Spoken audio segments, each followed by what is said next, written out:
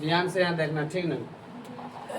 सवाल में बोल रहा है कि वह छोटी सी छोटी संख्या ज्ञात करे जिससे 180 को गुना करने पर वह परिपूर्ण वर्ग बन जाए और इस प्रकार प्राप्त परिपूर्ण वर्ग का वर्गमूल भी ज्ञात करे।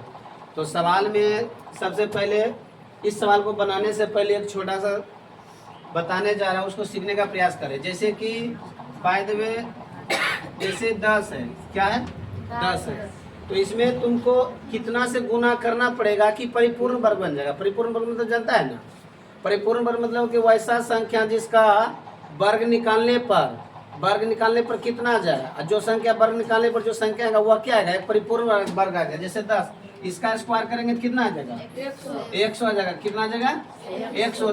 10 का जो है ना यह परिपूर्ण वर्ग है, 10 का यह क्या है परिपूर्ण वर्ग है, और 100 जो है ना परिपूर्ण वर्ग संख्या है। 100 क्या है परिपूर्ण वर्ग संख्या है, ठीक ना। जैसे 4 का स्क्वायर कितना होता है, 4 का स्क्वायर कितना है 16, तो 16 क्या है परिपूर्ण वर्ग है। क्या है परिपूर्ण वर्ग है। जैसे एक एग्जांपल देते हैं 8, एकरा में तुम कितना से गुना करेगा, 8 में कितना से गुना करेगा कि परिपूर्ण वर्ग बन जाएगा। तो 8 है, यहाँ 16 है, तो 8 में 2 से गुना करेंगे तो परिपूर्ण वर्ग बन जाएगा ना।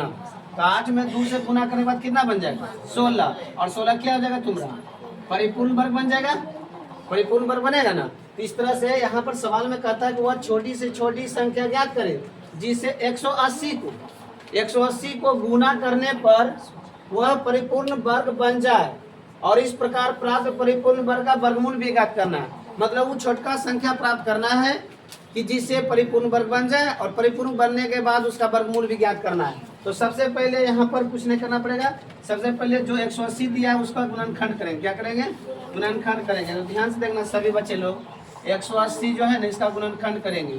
तो गुणनखंड करेंगे तो गुणनखंड में क्या आता है, यहाँ 2 से लगाएंगे ना, यहाँ कितना आ जाएगा 90 आ जाएगा 90, और उसके बाद फिर यहाँ से 2 से गुण लगाएंगे तो कितना आ जाएगा 45 आ जाएगा। उसके बाद फिर कैसे लगेगा 2 से लगेगा 3 से लगेगा, 3 से लगेगा, कितना से लगेगा 3 से लगेगा कितना आ जाएगा 15, और उसके बाद 3 से फिर लगेगा कितना आ जाएगा 5 आ गया। उसके बाद यहाँ पर लिखेंगे, ध्यान से देखेंगे 180 है बराबर में, इसको लिखेंगे 2 गुना 2 गुना 3 गुना 3 गुना 5।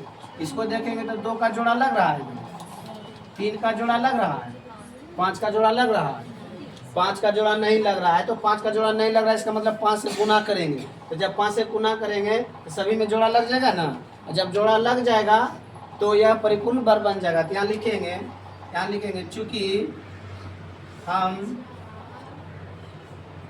देख पाते हैं कि 2,3 का युग्म है तथा 5 का युग्म नहीं है,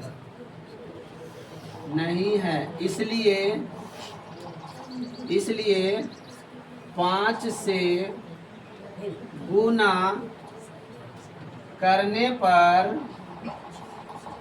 परिपूर्ण वर्ग बन जाएगा, परिपूर्ण वर्ग बन जाएगा।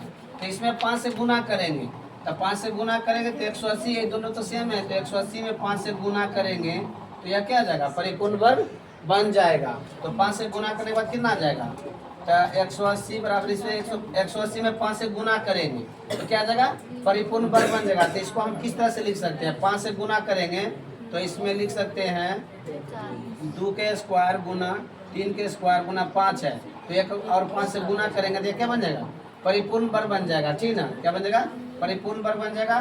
तो परिपूर्ण वर्ग का क्या निकालना है, परिपूर्ण वर्ग का क्या निकालना है वर्गमूल निकालना है। क्या निकालना है वर्गमूल निकालना है। तब यहाँ से इसका वर्गमूल निकालेंगे तो लिखेंगे 180 गुना 5, इसका वर्गमूल निकालेंगे, इसलिए एकरा गुना करेंगे या गुणनखंड करेंगे तो 180 का गुणनखंड किया हुआ है 2 का स्क्वायर और फिर यहाँ 3 का स्क्वायर और यहाँ 5 का स्क्वायर हो जाएगा, 5 का जोड़ा लगेगा तो आए।